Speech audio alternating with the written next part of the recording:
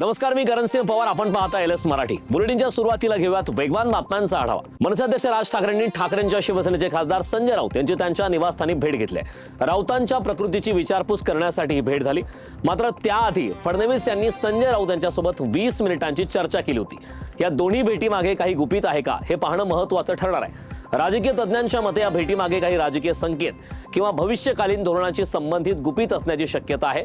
त्यामुळे या चर्चेचा पुढील टप्पा आणि त्याचा परिणाम यावर सर्वांचं लक्ष लागलंय. सिंधुदुर्ग जिल्ह्यातील अंगणवाडी यात्रा 9 फेब्रुवारी 2026 रोजी होणार आहे. या यात्रेमध्ये नवस बोलणे आणि नवस फेडण्यासाठी राजकीय नेते उपस्थित राहणार आहेत. या यात्रेकडे संपूर्ण राज्याचं लक्ष लागलेलं असतं. संस्कृती सबसिडियर कॅन्टीनमध्ये 74 लाखांचा मोठा अपहार उघड झालाय. सांगली पोलिसांच्या संस्कृती सबसिडियर कॅन्टीनमध्ये तब्बल 74 लाखांचा मोठा अपहार उघड झालाय. या प्रकरणी पोलिसांनी व्यवस्थापक भूपेश सामने यांना अटक केली असून न्यायालयाने 5 दिवसांची पोलीस कोठडी सुद्धा सुनावली आहे. लेखापरीक्षणात 28,94,812 रुपयांची आर्थिक तफावत आढळल्याने हा गुन्हा दाखल झालाय. सांगलीच्या आष्टा नगर परिषदेत स्ट्रॉंग रूमच्या बाहेर शरद पवार यांच्या राष्ट्रवादीच्या कार्यकर्त्यांनी ठिय्या मांडलाय. मतदानाच्या टक्केवारीवरून कार्यकर्ते प्रचंड आक्रमक झालेत.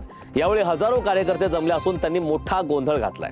राष्ट्रसंत तुकडोजी महाराज नागपूर विद्यापीठाच्या नवनियुक्त कुलगुरू डॉक्टर मनाली क्षीरसागर यांनी पदभार स्वीकारलाय. कार्यकारी कुलगुरू डॉक्टर माधवी खोडे चौरे यांच्याकडून त्यांनी पदभार स्वीकारलाय. विद्यापीठ 102 वर्षातील पहिल्या पूर्णवेळ महिला कुलगुरू विद्यापीठाला लाभल्यात.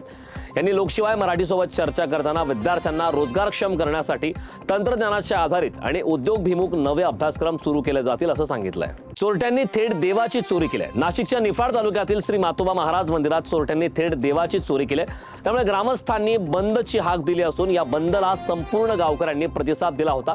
मात्र लवकरात लवकर चोरट्यांना अटक करण्याची मागणी आता ग्रामस्थांनी केली आहे. हिवाळी अधिवेशन फक्त 1 आठवड्याचे घेण्याचा निर्णय सरकारने घेतल्याने अनिल परब यांनी आता या संदर्भात नाराजी व्यक्त केली आहे. 1 आठवड्यात एवढ्या मोठ्या राज्याचे प्रश्न मांडता येत नाहीत असे परब यांनी म्हटलंय.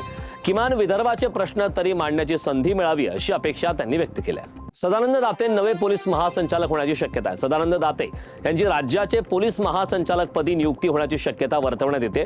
दातेंना NIA मधून कार्यमुक्त करण्याचा केंद्राला प्रस्ताव देण्यात आल्याची माहिती मिळाली. सध्याच्या पोलीस महासंचालक रश्मी शुक्ला डिसेंबर अखेर सेवानिवृत्त होणार आहेत. अंजलीताई आंबेडकर यांनी सक्षमच्या कुटुंबियांची भेट घेतली. नांदेडमधल्या वंचितच्या नेत्या अंजलीताई आंबेडकर यांनी मयत सक्षम ताटेंच्या कुटुंबियांची भेट घेतली. अंचल मामिडवाराच्या शिक्षणाची जबाबदारी वंचित बहुजन आघाडी घेणार असल्याचं आंबेडकरांनी म्हटलंय. तसेच सक्षमला न्याय मिळावा अशी मागणी सुद्धा या दरम्यान करण्यात आली. हे स्वप्न आता आम्ही पूर्ण करू असं अंजली आंबेडकरांनी म्हटलंय. वंचितच्या नेत्या अंजली आंबेडकरांनी सक्षमच्या कुटुंबियांना सांत्वनपर भेट दिले. अंचल मामिडवार ही मोठी अधिकारी व्हावी हे सक्षमचं स्वप्न होतं.